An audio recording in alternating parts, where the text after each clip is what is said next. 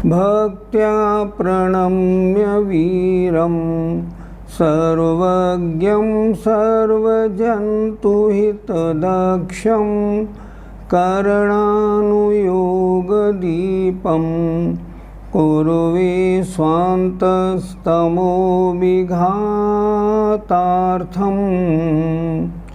पंच परमेष्ठी भगवान की जय। कल अनुवृत्ति करण गुणस्थान से पढ़ाई हुई थी। आइए निकाल लीजिए।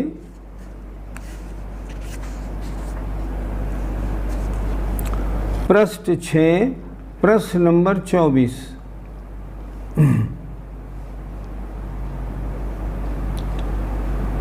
आठ गुणस्थान पहले हो गए थे। कल 9वें गुणस्थान की बात थी, अनुवृत्तिकरण गुणस्थान। औपशमिक चारित्र या छायिक चारित्र से पहले 3 करण होने थे। अधः प्रवृत्त करण 7वें गुणस्थान में हो गया। अपूर्व करण ये 8वां गुणस्थान में हो गया और अनुवृत्तिकरण 9वें गुणस्थान में आया। जरा परिभाषा देखें इसकी। एक समयवर्ती नाना जीवों में जिस प्रकार शरीर की अवगाहना आदि बाह्य तथा ज्ञानावरणादि कर्म के क्षयोपशमादि अंतरंग कारणों से परस्पर भेद पाया जाता है। क्या लिखा इन्होंने? जैसे एक समयवर्ती अगर मान लो 5 मुनि महाराज 9वें गुणस्थान में आए तो उन 5 मुनि महाराजों में शरीर की अवगाहना अलग अलग होगी, ज्ञानावरणादि कर्म का क्षयोपशम अंतरंग कारण भी अलग अलग होंगे। उस प्रकार एक समयवर्ती नाना जीवों के परिणामों में जहाँ भेद नहीं पाया जाता। क्या मतलब हुआ?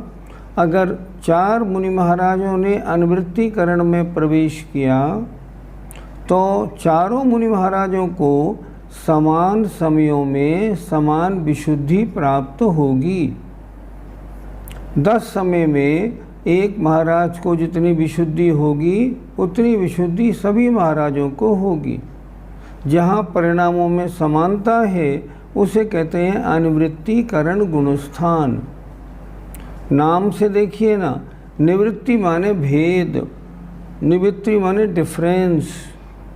जहाँ समान समयवर्ती जीवों के भावों में भेद नहीं होता वो अनुवृत्तिकरण गुणस्थान है। इस गुणस्थान में क्या होता है? इस गुणस्थान में 36 प्रकृतियों का उपशम या क्षय होता है। 9वें गुणस्थान में 36 प्रकृतियों का क्षय या उपशम होता है। लास्ट में क्या बचा रहता है? सूक्ष्म लोभ बाकी रह जाता है। आगे देखिए अगला पेज, प्रश्न नंबर 27।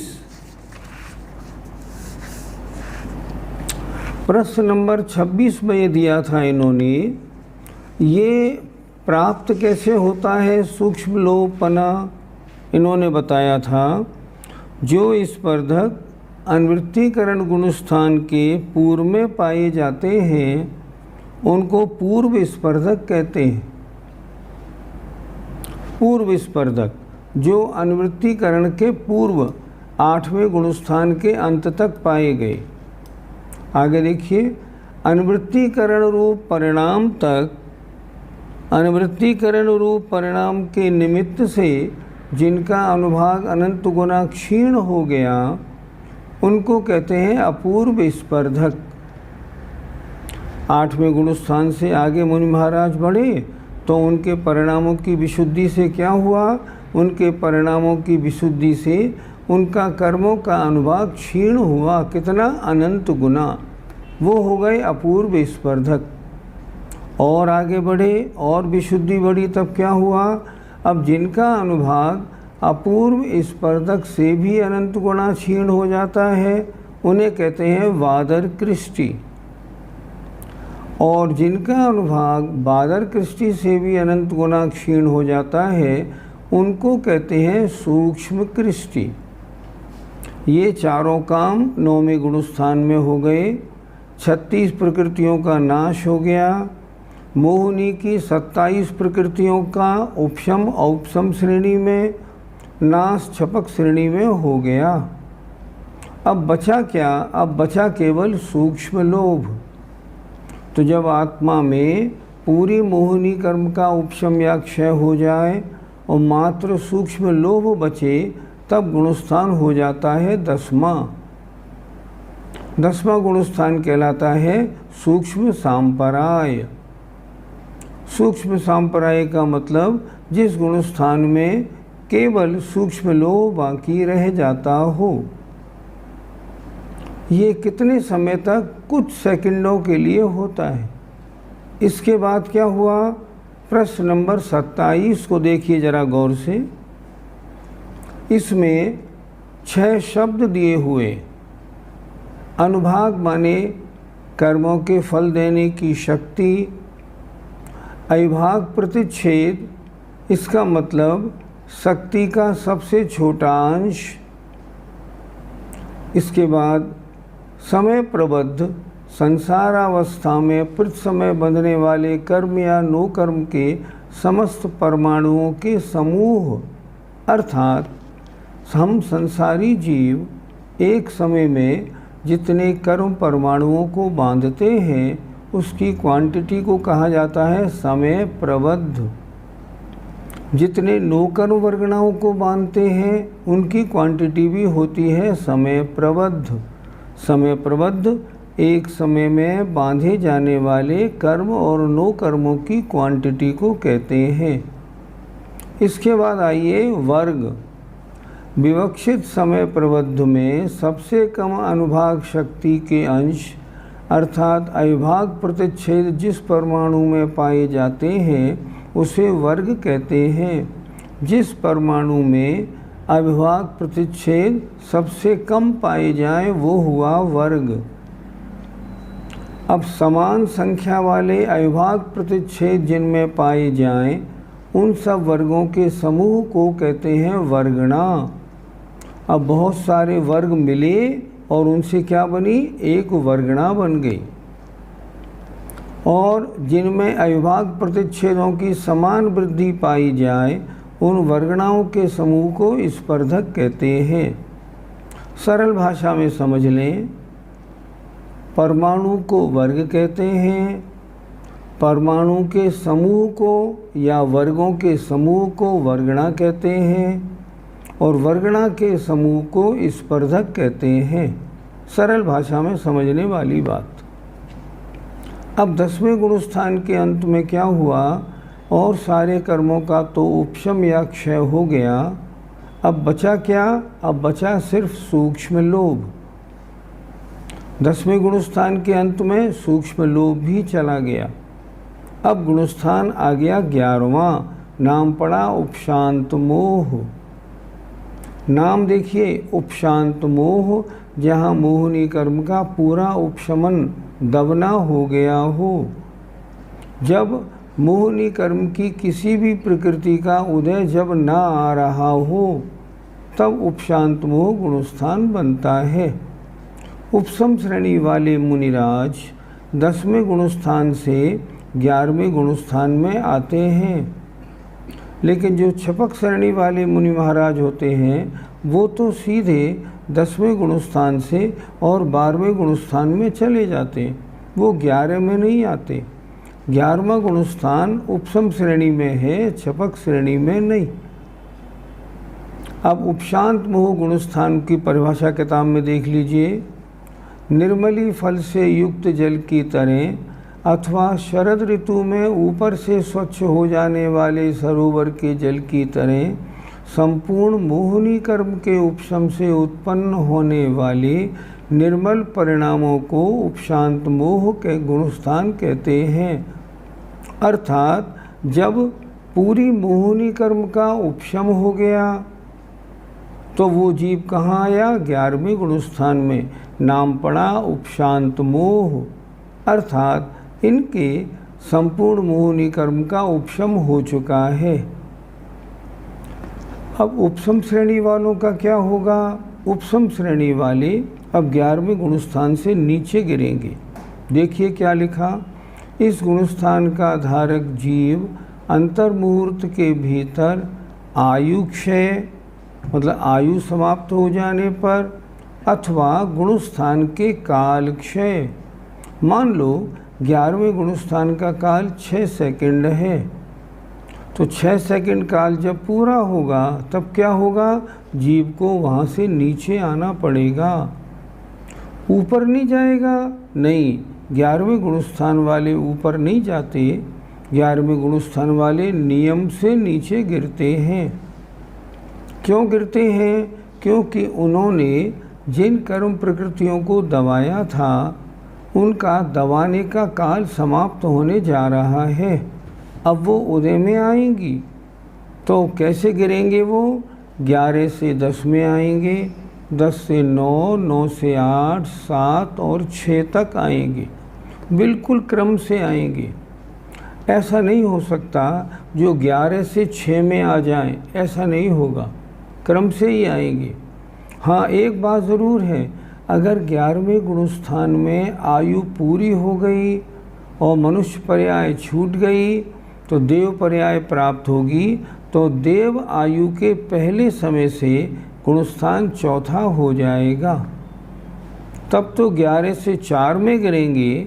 अदरवाइज अगर गुणस्थान का काल क्षय हुआ है तो 11 से 10, 9, 8, 7, 6 इस क्रम से 6 तक आएंगे। इस तरह गुणस्थान हुआ 11वां। अब आइए 12वां गुणस्थान देखते हैं। प्रश्न नंबर 29। क्षीण मोह गुणस्थान किसे कहते हैं? मोहनी कर्म का सर्वथा क्षय हो जाने से जहाँ आत्मा के परिणाम स्फटिक मणि के स्वच्छ पात्र में रखे हुए जल के समान निर्मल होते हैं, उसे क्षीण मोह गुणस्थान कहते हैं। आत्मा के परिणामों में सबसे ज़्यादा डिस्टर्बेंस कौन करता है? मोहनी। और जब मोहनी कर्म 10वें गुणस्थान के अंत में छपक श्रेणी में क्षय को प्राप्त हो गया, अब क्या हुआ? आत्मा के परिणाम बिल्कुल निर्मल हो गए। अब आत्मा के परिणाम में कोई डिस्टर्बेंस नहीं, न मिथ्यात्व न कषाय, दोनों मोहनी चली गई। तो ये हुआ क्षीण मोह गुणस्थान। क्षीण मोह गुणस्थान में क्या होता है? 10वें गुणस्थान के अंत में जब सूक्ष्म लोभ भी चला गया तो वह आत्मा 12वें गुणस्थान में प्रवेश कर लेता है। हम कहते हैं ये आत्मा अब क्षीण मोह गुणस्थान वाली है। अब 12वें गुणस्थान में क्या करते हैं? 12वें गुणस्थान में मोहनी कर्म का क्षय तो 10वें गुणस्थान के अंत में हो गया छपक श्रेणी में। अब 3 घातिया कर्म और बचे, ज्ञानावरणी, दर्शनावरणी और अंतराय।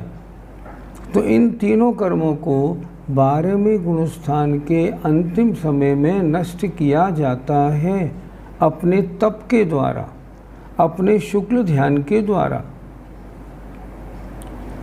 मोह नष्ट होने पर तो आए 12वें गुणस्थान में, और 12वें गुणस्थान के अंत में ज्ञानावरण, दर्शनावरण, अंतराय कर्म का और नाश हो गया। अब क्या हुआ? अब 13वें गुणस्थान में आ गए। 4 घातिया कर्मों का नाश हुआ और वो हो गए अब सयोग केवली। देखिए जरा प्रश्न नंबर 30। जहाँ घातिया कर्मों की 47, नाम कर्म की 13 एवं आयु कर्म की 3, इस प्रकार 63 प्रकृतियों के क्षय से केवल ज्ञान प्राप्त होता है तथा योग सहित प्रवृत्ति होती है। योग सहित प्रवृत्ति अभिविहार होता है, उपदेश होता है, खड़ा होना और बैठना होता है, तो सयोग केवली गुणस्थान बनता है। जो भगवान समवशरण में विराजमान रहते हैं उनका गुणस्थान कौन सा? 13वां। वो क्या कहलाते हैं? सयोग केवली। और देखिए जरा, घाति कर्म का क्षय होने से वे जिन, जिनेंद्र अथवा अरहंत कहलाते हैं। तीर्थंकर अरहंत के समवशरण की रचना होती है। कल हमने ये भी बताया था जो तीर्थंकर अरहंत होते हैं उनके तो समवशरण बनता है, और जो सामान्य केवली होते हैं उनकी मात्र गंधकुटी बनती है और वो गंधकुटी के ऊपर विराजमान रहते हैं। इस प्रकार ये 13वें गुणस्थान की चर्चा हुई। इसमें क्या करते हैं भगवान केवली स्वामी? उनका निरंतर विहार होता है और उनके उपदेश द्वारा जीवों के अज्ञान को नष्ट करते हैं। अब आयु का अंत आया, तब कहाँ आ गए वो? प्रश्न नंबर 31 में अयोग केवली गुणस्थान किसे कहते हैं?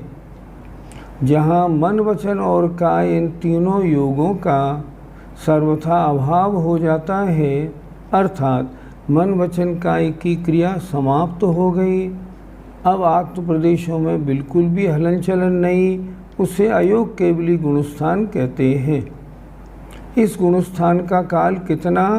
5 लघु अक्षर के उच्चारण के बराबर है, अर्थात 1 सेकंड से भी बहुत कम। इसमें क्या होता है? देखिए, 148 कर्म प्रकृतियां हैं, 63 प्रकृतियां तो अरहंत भगवान नष्ट कर देते हैं। हम बोलते हैं ना, कर्मन की 63 प्रकृति नाश। कल हमने 63 प्रकृतियां लिखा भी दी थी आपको, नाम कर्म की तेरे कौन सी थी। अब बची कितनी? 148 में 63 घटाई तो बची 85। अब इन 85 का क्या होता है? जब अरहंत भगवान 13वें गुणस्थान में होते हैं, किसी कर्म प्रकृति का नाश नहीं करते, तब क्या होता है? इनका नाश कब होता है? इनका नाश 14वें गुणस्थान के अंत के 2 समयों में होता है।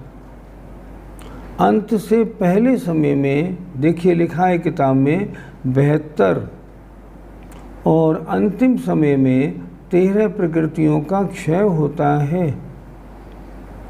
जहाँ 85 प्रकृतियों का क्षय हुआ और वो आत्मा शरीर रहित हो गई, और जहाँ वो 85 प्रकृति का नाश करते हैं, वहाँ से 90 डिग्री एंगल पर सीधे ऊपर जाके विराजमान हो जाते।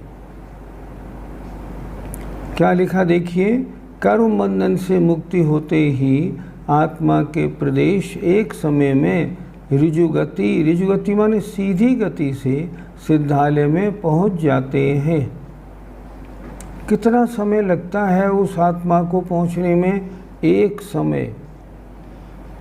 समय में क्या क्या काम हो जाता है? यहाँ सिद्ध पद प्राप्त भी हो गया, 7 राजू रास्ता पार भी कर लिया, और ऊपर जाके स्थिर भी हो गए।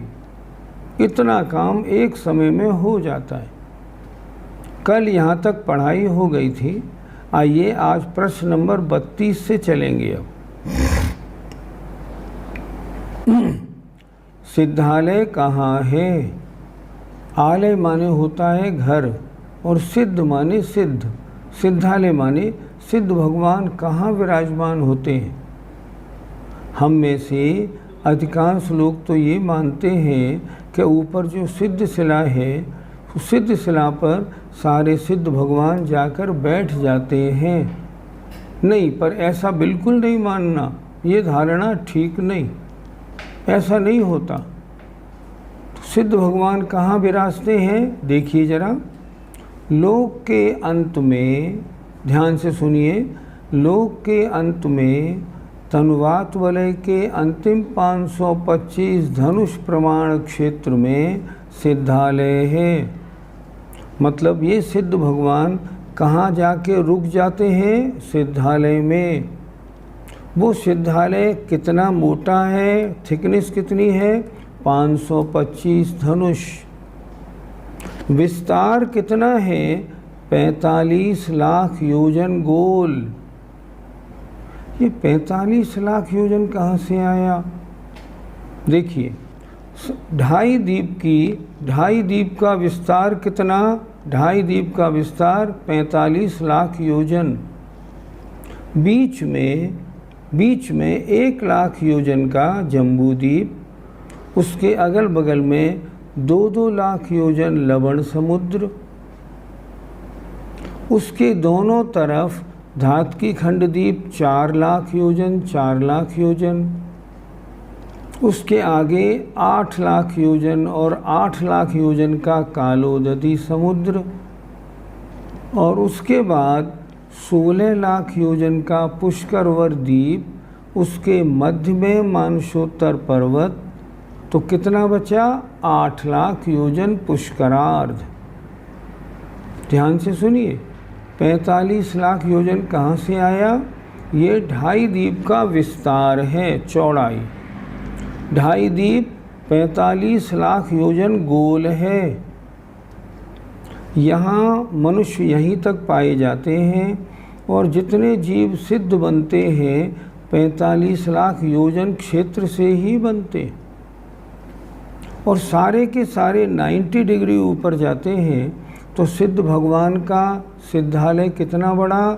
45 लाख योजन गोल और 525 धनुष मोटा।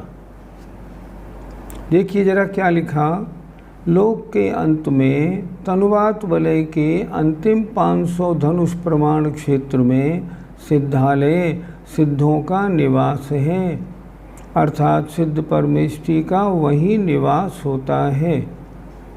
सिद्धात्मा के प्रदेश ऊर्ध्वगमन स्वभाव के कारण यद्यपि ऊपर की ओर जाते हैं, परंतु आगे धर्मास्तिकाय का अभाव होने से लोकांत में ही ठहर जाते हैं। प्रश्न, वहाँ से आगे क्यों नहीं जाते? आगे इसलिए नहीं जाते, आगे धर्म द्रव्य का अभाव है। वर्तमान में अपने दिगंबरों में एक परंपरा ऐसी भी है, जो परंपरा ये कहती है, मतलब जो सोनगढ़ वाले लोग हैं वो ये कहते हैं उससे ऊपर इसलिए नहीं जाते क्योंकि उनमें वहीं तक जाने की शक्ति है। पर नहीं, ये बात बिल्कुल गलत है। ऐसे नहीं, उनको निमित्त अच्छा नहीं लगता, इसलिए वो निमित्त का विरोध कर देते हैं। पर ऐसा नहीं करना, ये गलत है बिल्कुल। उनमें जाने की शक्ति कितनी है? 7 राजू नहीं, वो हजारों लाखों राजू चले जाएं, तो जाते क्यों नहीं है? धर्म द्रव्य नहीं है तो क्या करें? इंजन आगे तो बढ़ सकता है, लेकिन पटरी नहीं है तो इंजन आगे कैसे बढ़े? इसलिए वो सारे सिद्ध भगवान वहाँ तक जाके रुक जाते हैं। कोई रुकावट नहीं है, बस वहाँ पर धर्म द्रव्य का अभाव होने के कारण वो ऊपर नहीं जा पाते, वहाँ रुक जाते। आप ये समझिए, आप अपने एक कमरे में थोड़े गैस के गुब्बारे ले लीजिए और गैस के गुब्बारे छोड़ दीजिए, तो वो सारे ऊपर छत से लग जाएंगे। उसी तरह सारे सिद्ध भगवान लोक के अंत तक जाके वहाँ रुक जाते हैं। प्रश्न, जितनी सिद्ध आत्माएं ऊपर विराजमान होते हैं उनकी अवगाहना कितनी होती है? शरीर तो अब रहा नहीं, अब तो रहा केवल आत्म प्रदेश। तो आत्म प्रदेश की मोटाई कितनी माने? जितना उनका शरीर है उससे कुछ कम। तो प्रश्न, सिद्ध भगवान कम से कम कितनी अवगाहना वाले होते हैं? 3.5 हाथ। 1 हाथ माने 1.5 फुट। 3.5 हाथ से कम जिनका शरीर होता है वे सिद्ध नहीं बन सकते। 3.5 हाथ से कम जिन जीवों का मध्य शरीर है वो सिद्ध नहीं बनते। इसलिए सिद्धालय में जितनी आत्माएं हैं वो कम से कम 3.5 हाथ, अधिक से अधिक 525 धनुष से कुछ कम है। ये उनकी अवगाहना है। एक विशेष बात और आप ध्यान में देना, जिन जीवों की लंबाई या जिन जीवों की अवगाहना 7 हाथ तक होती है, वे सारे जीव खड्गासन से ही मोक्ष जाते हैं। ये नियम है, नोट करते जाइए। जिन जीवों की अवगाहना 7 हाथ तक होती है वे खड्गासन से ही मोक्ष जाते हैं। 7 हाथ से अधिक अवगाहना वाले और अधिक से अधिक 525 धनुष तक की अवगाहना वाले खड्गासन से भी जा सकते हैं, पद्मासन से भी जा सकते हैं। ऐसा नियम क्यों बनाया? ऐसा नियम इसलिए बनाया, मान लो कोई 6 हाथ लंबे कोई जीव हैं, उनको सिद्धालय प्राप्त हुआ। 6 हाथ की अवगाहना वाले कोई जीव होंगे, अगर वो पद्मासन से बैठेंगे तो कितने रह जाएंगे? 3 हाथ। लेकिन किसी भी सिद्ध की अवगाहना 3 हाथ होती नहीं, इसलिए नियम बना दिया 3.5 हाथ से 7 हाथ तक की अवगाहना वाले जितने जीव हैं, अगर वो सिद्ध अवस्था को प्राप्त होते हैं तो खड्गासन से ही होते हैं, पद्मासन से नहीं होते। 7 हाथ से 525 धनुष तक के जितने हैं वे किसी भी आसन से हो सकते। अब ये सिद्धालय कहाँ पे है? देखिए, लोक के अंत में तन्वात वलय के अंतिम 525 धनुष प्रमाण क्षेत्र में। लोक का अंत कैसा है? थोड़ा दिमाग लगाइए। सबसे ऊपर क्या है? 5 अनुत्तर विमान हैं। सर्वार सिद्धि का विमान सबसे ऊपर है। सर्वार सिद्धि के विमान के बाद 12 योजन जगह खाली है, कुछ नहीं, आकाश ही आकाश। सर्वार सिद्धि विमान से 12 योजन जगह खाली है। उसके बाद क्या है? उसके ऊपर जो अष्टम पृथ्वी है ना, आप लोग पूजा में बोलते हैं ना, अष्टम वसुधा पाने को कर में ये 8 द्रव्य लिए। सर्वार सिद्धि से 12 योजन गए, उसके ऊपर 8 योजन मोटी, 1 राजू चौड़ी, 7 राजू लंबी अष्टम पृथ्वी है। नाम ईशत प्रागभार, ये अष्टम पृथ्वी। उस अष्टम पृथ्वी का सिद्ध भगवान से कोई संबंध नहीं। इतनी बात है, उस अष्टम पृथ्वी के ठीक बीचों बीच में अर्धचंद्राकार ऐसी बनी हुई एक गोल सिद्ध शिला है जो उसमें पूरी फंसी हुई है, पूरी है एक उसमें, उसको हम बोलते हैं सिद्ध शिला। ये कहाँ पे है? अष्टम पृथ्वी के ठीक बीचों बीच में। 45 लाख योजन गोल, 8 योजन बीच से मोटी ऐसी अर्धचंद्राकार है। उसके बाद क्या है? उसके ऊपर घनो दधि वलय है, 2 कोस मोटा। उसके ऊपर यूँ मान के चलिए, उस पृथ्वी के ऊपर इस तरह 3 वलय हैं। ये पहला वलय घनोदधि वलय है, 2 कोस मोटा। ये घनवात वलय है, 1 कोस मोटा। और ये तनुवात वलय है, 1575 धनुष मोटा। फिर लिखिए ध्यान से, अष्टम पृथ्वी के ऊपर ये 2 कोस मोटा घनोदधि वलय, 1 कोस मोटा घनवात वलय, 1575 धनुष मोटा तनुवात वलय है। इस तनुवात वलय के भी अंत में, मतलब लोक जहाँ खत्म होता है वहाँ से उन सब सिद्धों के सिर टच करते हैं। ऐसे सिद्ध भगवान विराजमान हैं, उन सब के सिर वहाँ टच करते हैं। फिर समझिए, सर्वार सिद्धि से ऊपर 12 योजन खाली जगह, उसके बाद 8 योजन मोटी ईशत प्रागभार अष्टम पृथ्वी, उसके ऊपर 2 कोश मोटा घनोदरी वलय, फिर 1 कोश मोटा घनवात वलय और 1575 धनुष मोटा तनुवात वलय है। उस तनुवात वलय के भी अंत में सारे सिद्ध भगवान उनके सिर अंत से टच करते हुए विराजमान रहते। इस तरह अनंत अनंत सिद्ध भगवान वहाँ विराजमान हैं। सिद्ध आत्माएं अमूर्तिक होती हैं, सूक्ष्म होती हैं, एक दूसरे से टकराती नहीं, तो एक में अनंत विराजमान रहती हैं।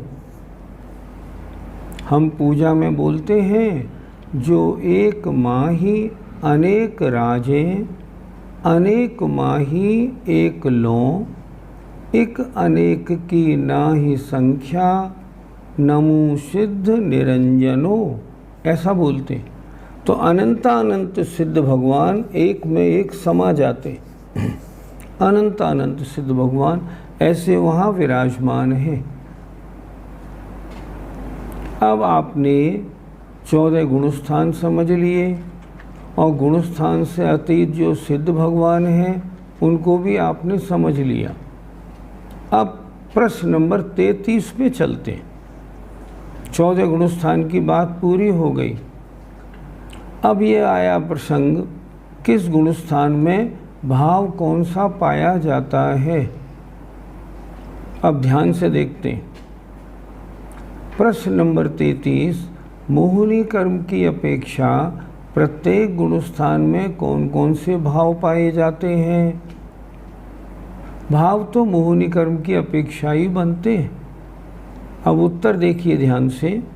दर्शन मोहिनी कर्म की अपेक्षा प्रथम गुणस्थान में औदयिक भाव। पहले गुणस्थान में आपने पढ़ा मिथ्यात्व का उदय रहता है, तो मिथ्यात्व क्या है, औदयिक भाव है। तो दर्शन मोहिनी की अपेक्षा पहले गुणस्थान में औदयिक भाव। अब आइए आगे, दूसरे गुणस्थान में पारिणामिक भाव। ये कैसे लिख दिया। दूसरे गुणस्थान तो अनंतानुबंधी के उदय आने से होता है, तो वहाँ भी तो औदयिक भाव होना चाहिए। नहीं, ऐसे नहीं होता। क्यों नहीं होता। इसलिए नहीं होता, दूसरे गुणस्थान में मिथ्यात्व, सम्यक मिथ्यात्व और सम्यक प्रकृति, इन 3 प्रकृतियों का ना उपशम है, ना क्षय है, ना क्षयोपशम है, ना उदय है। इसलिए दूसरे गुणस्थान को क्या माना, ये पारिणामिक भाव है। अब आइए इसके आगे तीसरे गुणस्थान में। तीसरे गुणस्थान में छायोपशमिक भाव। ये कैसे मान लिया। ये भी तो जो सम्यक मिथ्यात्व कर्म प्रकृति थी उसके उदय से बना, तो इसको औदयिक भाव मानना चाहिए। नहीं नहीं, ऐसा नहीं। यहाँ सम्यक्त्व का अंश मौजूद है, इसलिए तीसरे गुणस्थान में भी छायोपशमिक भाव। और चौथे गुणस्थान में तो लिखा है, चतुर्थ गुणस्थान में औपशमिक, क्षायिक और छायोपशमिक तीनों ही भाव पाए जाते हैं। ये तीनों भाव कैसे पाए जाते हैं। चौथा गुणस्थान अविरत सम्यक दृष्टि जीव का है। अगर अविरत सम्यक दृष्टि जीव के उपशम सम्यक्त्व है तो औपशमिक भाव, छायोपशमिक सम्यक्त्व है तो छायोपशमिक भाव, और क्षायिक सम्यक्त्व है तो क्षायिक भाव होता है। इसलिए लिखा गया चतुर्थ गुणस्थान में औपशमिक, क्षायिक और छायोपशमिक तीनों ही भाव होते हैं। लेकिन एक जीव में एक ही भाव मिलेगा, तीनों नहीं मिलेंगे। किसी के औपशमिक होगा, किसी के छायोपशमिक होगा, किसी के क्षायिक होगा।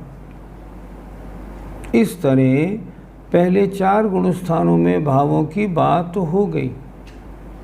समझ में आ रहा है ना, दिक्कत तो नहीं। अब आगे चलते हैं। आगे देखिए, दर्शन मोहिनी कर्म की अपेक्षा देश व्रत, प्रमत्त विरत और अप्रमत्त विरत, इन तीनों गुण स्थानों में औपशमिक, क्षायिक और क्षायोपशमिक भाव पाए जाते हैं। क्या मतलब हुआ, ध्यान से देखें। अर्थात देश विरत 5वां गुण स्थान, प्रमत्त विरत 6ठा गुण स्थान और अप्रमत्त विरत 7वां गुण स्थान, इन तीनों गुण स्थानों में सम्यक्त की अपेक्षा जो जीव होते हैं वो औपशमिक भी होते हैं, क्षायिक भी होते हैं और क्षायोपशमिक भी होते। इसलिए जैसा सम्यक्त वैसा भाव। अगर औपशमिक सम्यक्त है तो 5वें, 6ठे, 7वें में औपशमिक भाव, क्षायिक सम्यक्त है 5वें, 6ठे, 7वें में तो क्षायिक भाव होता है। अब और आगे बढ़ें 7 से। दर्शन मोहिनी कर्म की अपेक्षा उपसम श्रेणी वाले 8वें, 9वें, 10वें और 11वें गुण स्थानों में औपशमिक और क्षायिक भाव पाया जाता है। ध्यान से समझिएगा, ये 2 भाव क्यों लिख दिए? इसलिए लिख दिए कि 8, 9, 10 और 11वें गुण स्थानों में या तो द्वितीयोपशम सम्यक्त होगा या क्षायिक सम्यक्त होगा। तो सम्यक्त की अपेक्षा औपशमिक भाव अगर द्वितीयोपशम है तो, और अगर क्षायिक सम्यक दर्शन है तो क्षायिक भाव पाया जाता है। दर्शन मोह की अपेक्षा तो आपने बता दिया, अब चारित्र मोहिनी की अपेक्षा भी तो बताइए। तो लिखा उन्होंने, चारित्र मोहिनी कर्म की अपेक्षा इन चारों गुण स्थानों में मात्र औपशमिक भाव ही पाया जाता है। क्या मतलब? यहाँ औपशमिक चारित्र पाया जाता है 8, 9, 10, 11 में। ध्यान से सुनिए, औपशमिक चारित्र तो 11वें गुण स्थान में होता है, 8वें, 9वें, 10वें गुण स्थान में औपशमिक भाव क्यों कह दिया? इसलिए कह दिया कि जो जीव इस उपसम श्रेणी में प्रवेश करता है ना, वो नियम से 11वें तक पहुंचता ही है। इसलिए 8वें में भी औपशमिक चारित्र मान लिया गया। छपक श्रेणी में देखेंगे तो 8वें गुण स्थान में क्षायिक भाव चारित्र की अपेक्षा मान लिया है। अब यहाँ औपशमिक भाव की अपेक्षा इन गुण स्थानों में 8, 9, 10, 11 में क्या माना? औपशमिक भाव माना। अब आगे आ जाएं। छपक श्रेणी वाले गुण स्थानों में क्या होता है? दर्शन मोहिनी एवं चारित्र मोहिनी कर्म की अपेक्षा छपक श्रेणी वाले 8वें, 9वें, 10वें और 12वें गुण स्थानों में एक क्षायिक भाव ही पाया जाता है। क्यों? क्योंकि दर्शन मोहिनी की अपेक्षा सम्यक्त भी क्षायिक, चारित्र मोहिनी की अपेक्षा चारित्र भी क्षायिक। तो यहाँ सिर्फ एक ही भाव पाया जाएगा, क्षायिक भाव। उपसम श्रेणी में क्या था? सम्यक्त की अपेक्षा अद्वितीयोपशम और क्षायिक दोनों थे, तो वहाँ दोनों भाव लिखे थे। और चारित्र की अपेक्षा केवल औपशमिक चारित्र था। लेकिन यहाँ ऐसा नहीं है, यहाँ दोनों बात बिल्कुल ठीक हो गई। यहाँ सम्यक दर्शन भी क्षायिक है और चारित्र भी क्षायिक है। इसलिए 12वें गुण स्थान में देखो, 10वें, 8वें, 9वें, 10वें और 12वें गुण स्थान में छपक श्रेणी में एकमात्र क्षायिक भाव पाया जाता है। आगे बढ़ें। संयोग केवली और अयोग केवली और गुण स्थान से ऊपर सिद्धों में भी नियम से एक क्षायिक भाव ही पाया जाता है। केवली भगवान के कोई भी औपशमिक भाव नहीं, कोई भी क्षायोपशमिक भाव नहीं होता। उनके तो मात्र क्षायिक भाव होता है सम्यक्त और चारित्र की अपेक्षा। इसलिए 13वें गुणस्थान, 14वें गुणस्थान और सिद्धों में कौन सा भाव? मात्र एक क्षायिक भाव पाया जाता है। इस तरह दर्शन मोहिनी और चारित्र मोहिनी की अपेक्षा पहले गुणस्थान से 14 गुणस्थान तक और सिद्धों में कौन कौन से भाव पाए जाते हैं, इसकी चर्चा पूरी हो गई। अब अगली चर्चा शुरू होती है। किस गुणस्थान से एक जीव किन गुणस्थानों में गिर सकता, उतर सकता है और किन में चढ़ सकता है? ध्यान से सुनिए, प्रश्न देखिए, प्रश्न नंबर 34। यह जीव गुणस्थानों में किस क्रम से चढ़ता उतरता है? चढ़ना होता है तो कैसे, उतरना होता है तो कैसे? मैं ये भी बताऊंगा क्यों। देखिए, मिथ्या दृष्टि गुणस्थान भूमिका स्वरूप है। पहला, सबसे पहला, अनादि मिथ्या दृष्टि जीव करण लब्धि के प्रभाव से सम्यक्त घातक प्रकृतियों के उपशम से, अर्थात अनंतानुबंधी 4 मिथ्यात्, सम्यक मिथ्यात् और सम्यक प्रकृति के उपशम से चतुर्थ गुणस्थान में जाते हैं। कौन? अनादि मिथ्या दृष्टि।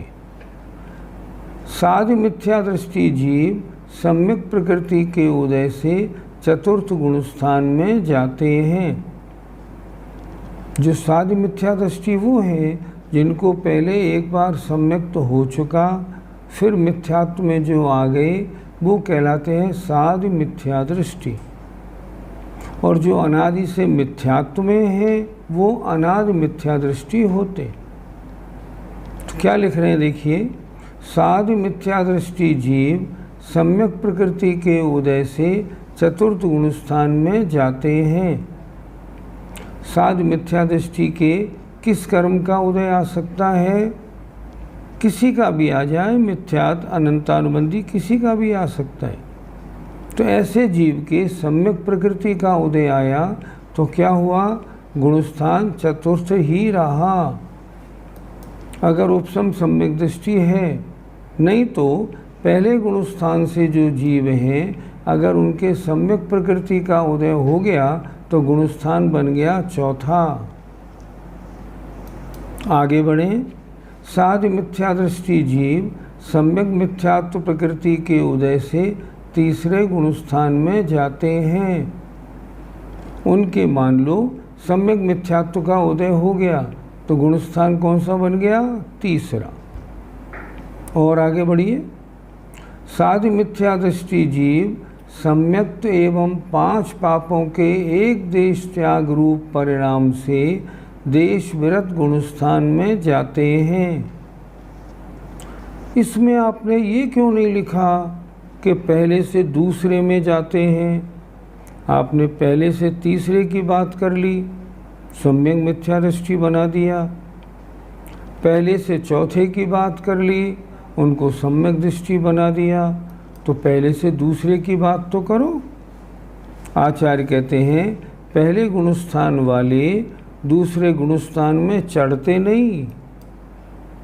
ध्यान से समझिएगा, पहले गुणस्थान वाले दूसरे गुणस्थान में चढ़ते नहीं चढ़ते। दूसरा गुणस्थान हमेशा उतरते हुए ही बनता है। इसलिए यहाँ क्या किया इन्होंने, सब तीसरे और चौथे में पहले से आने की बात हो गई, अब पहले से 5वें की बात कर रहे हैं।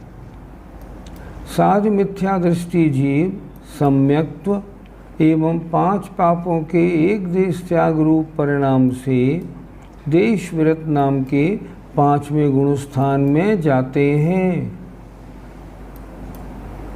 ये परिणाम कैसे बने? अप्रत्याख्यानावरण के अनुदय से बने। अप्रत्याख्यानावरण कषाय का काम है देशवृत नहीं लेने देना। अब अप्रत्याख्यानावरण कषाय का अनुदय हो गया तो क्या हो गया, पहले गुणस्थान से पांचवें गुणस्थान में आ गए। क्या लिखा, साधु मिथ्या दृष्टि जीव सम्यक्त एवं पांचों पापों के एक देश त्याग रूप परिणाम से देशव्रत नाम के पांचवें गुणस्थान में जाते हैं। ठीक हो गया।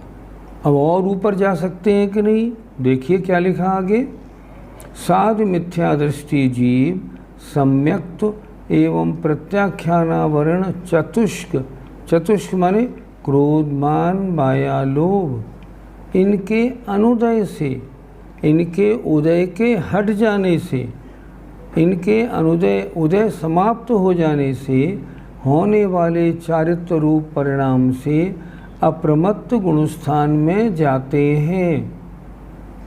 यहाँ आपने फिर गड़बड़ कर दी, पहले वालों को छठे में क्यों नहीं भेजा, आपने पहले वालों को तीसरे में भेजा, चौथे में भेजा, पांचवें में भेजा, अब सातवें में भेजा, छठे में क्यों नहीं भेजा। उत्तर, छठा गुणस्थान उतरते समय होता है, चढ़ते समय नहीं। अगर पहले गुणस्थान वाले ऊपर चढ़ेंगे तो पहले से सातवें में आएंगे, फिर छठे में गिरते, नीचे उतरते, पहले से छठे में नहीं आते। इसलिए यहाँ लिखा हुआ है साधु मिथ्या दृष्टि सम्यक्त एवं प्रत्याख्यानावरण चतुष्क के अनुदय से होने वाले चारित्र रूप परिणाम से अप्रमत्त व्रत गुणस्थान में जाते हैं। प्रत्याख्यानावरण कषाय अभी तक मुनि नहीं बनने दे रही थी, अब प्रत्याख्यानावरण कषाय का अनुदय हो गया, उससे क्या हुआ, चारित्र रूप परिणाम से सातवें गुणस्थान में आ गए। यहाँ तक ठीक समझ में आ रहा है सब। अब आगे बढ़ता हूँ, चलें। इस कथन से यह प्रतिफलित होता है कि मिथ्या दृष्टि जीव सासादन और प्रमत्त विरत को छोड़कर अप्रमत्त विरत पर्यंत चार गुणस्थानों को प्राप्त हो सकते हैं। अर्थात मिथ्या दृष्टि जीव दूसरे में नहीं आएंगे और छठे में नहीं आएंगे, वो आएंगे तीसरा, चौथा, पांचवा या सातवां, इनमें आते। ये बात फाइनल हो गई। अब आगे देखिए, अब पहले गुणस्थान की चर्चा हो गई, अब आए दूसरे में। दूसरे गुणस्थान वाले कहाँ जाते हैं, सासादन गुणस्थानवर्ती जीव ऊपर के किसी गुणस्थान को प्राप्त नहीं होते। सासादन दूसरा गुणस्थान है, वो तीसरे में चले जाएं, नहीं, ऐसा नहीं होता। चौथे में चले जाएं, वो भी नहीं होता। तो वो कहाँ जाते हैं, वो तो पहले में ही आएंगे, वो और कहीं जा ही नहीं सकते। तो यहाँ लिखा सासादन गुणस्थानवर्ती जीव ऊपर के किसी गुणस्थान को प्राप्त नहीं होते हैं। ये जीव नियम से मिथ्यात्व गुणस्थान को ही प्राप्त होते हैं। ये तो गिरते ही गिरते हैं और दूसरे से पहले में आते हैं। पहले और दूसरे गुणस्थान की बात पूरी हो गई। तीसरे गुणस्थान से क्या होता है, मिश्र गुणस्थानवर्ती जीव सम्यक्त प्रकृति के उदय से चतुर्थ गुणस्थान को प्राप्त होते हैं। अभी तक सम्यक मिथ्यात्व का उदय था तो गुणस्थान था तीसरा, परिणामों की विशुद्धि बढ़ी, सम्यक्त मिथ्यात्व हटा, सम्यक प्रकृति का उदय आ गया। तो मिथ्या दृष्टि पहले से चौथे में आ गए। क्या लिखा देखिए, अविरत सम्यक्त गुणस्थानवर्ती उपसम सम्यक दृष्टि जीव सम्यक प्रकृति के उदय से वेदक सम्यक्त को प्राप्त करते हैं। ठीक हो गया। इससे ऊपर वाला एक बार और देखें, मिश्र गुणस्थानवर्ती जीव सम्यक प्रकृति के उदय से चतुर्थ गुणस्थान को प्राप्त होते हैं।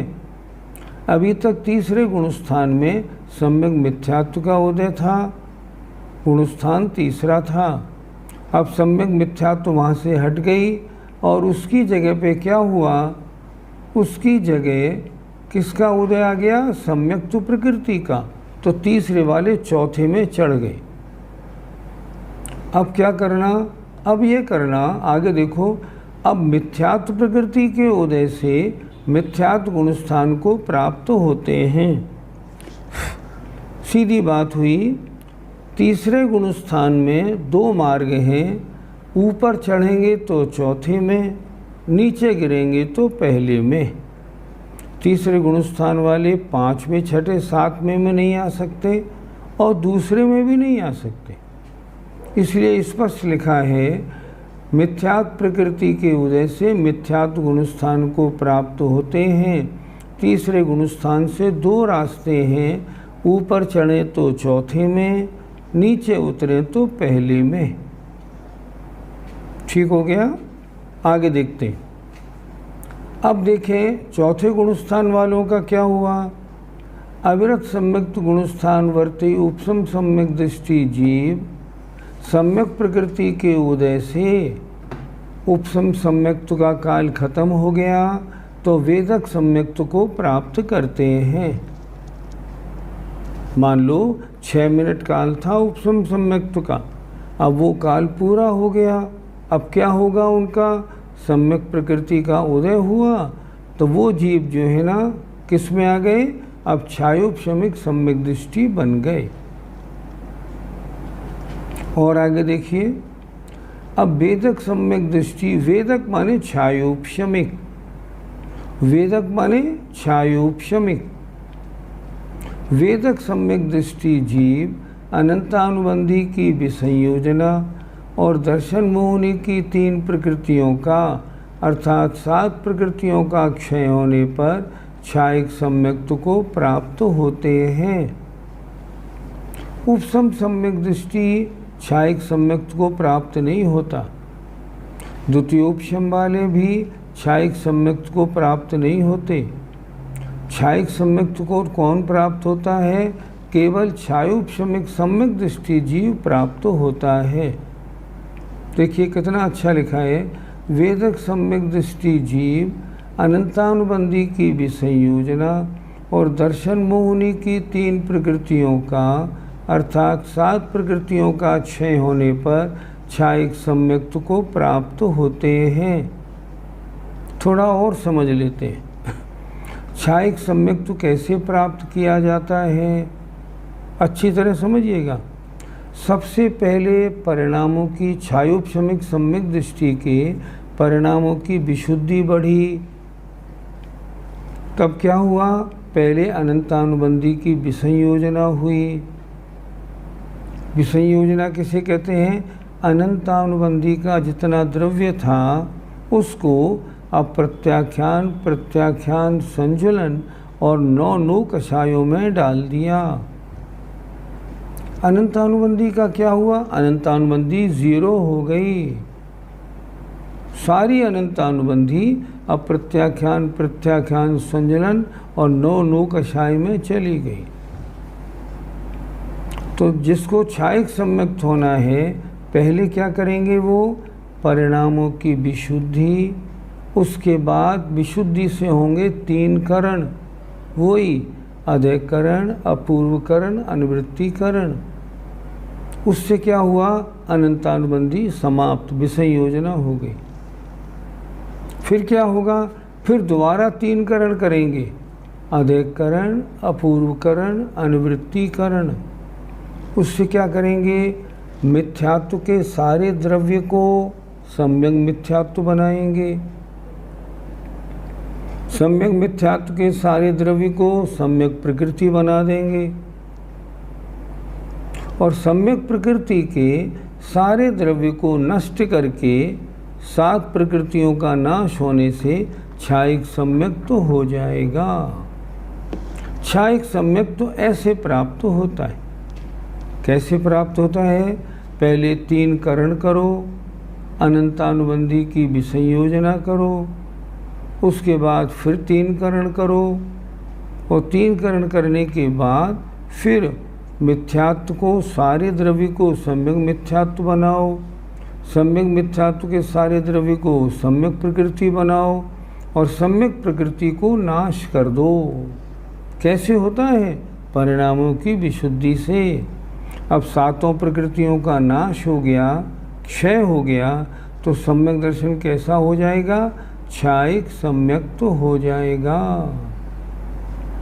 तो इसमें लिखा हुआ है वेदक सम्यक दृष्टि जीव अनंतानुबंधी की विसंयोजना और दर्शन मुनि की 3 प्रकृतियों का अर्थात 7 प्रकृतियों का क्षय होने पर क्षायिक सम्यक्त्व को प्राप्त होते हैं। आपका समय होने वाला है। आज इतनी पढ़ाई हुई। पहले तो हमने आज रिवीजन किया, उसके बाद हमने समझा सिद्ध भगवान विराजमान कहाँ होते हैं? लोक के अंत में। अंत में कहाँ? वात वलय 3 हैं, उनमें जो अंतिम वात वलय है उसके भी एंड में, उसके भी एंड में वो 1575 धनुष मोटा है, उसके एंड में सारी सिद्ध आत्माएं विराजमान हो जाती हैं। सिद्धालय के बाद में अब चर्चा क्या शुरू हुई? अब चर्चा ये शुरू हो गई, इन गुणस्थानों में 14 में जीव चढ़ता उतरता कैसे है। तो आज अभी यहाँ तक चर्चा हुई कि पहले 4 गुणस्थानों से जीव कहाँ चढ़ते हैं और कहाँ उतरते हैं। अब इसके आगे की चर्चा कल करेंगे। घबराइएगा नहीं, गुणस्थान की पढ़ाई बहुत सरल है। थोड़ा सा अगर दिमाग लगाएंगे ना, आराम से उतरेगी। भावना ये भाते रहिए, भगवान जैसे जैसे हम गुणस्थान सीख रहे हैं ना, उसी तरह हमारे गुणस्थान भी बढ़ते जाएं। पहले मिथ्या दृष्टि है, उसके बाद सब अविरत सम्यक दृष्टि बन जाएं और फिर आगे 5वां, 6ठा, 7वें गुणस्थान तक हमारी नौबत आए। इसी शुभ भावनाओं के साथ जय जिनेंद्र, जय जिनेंद्र।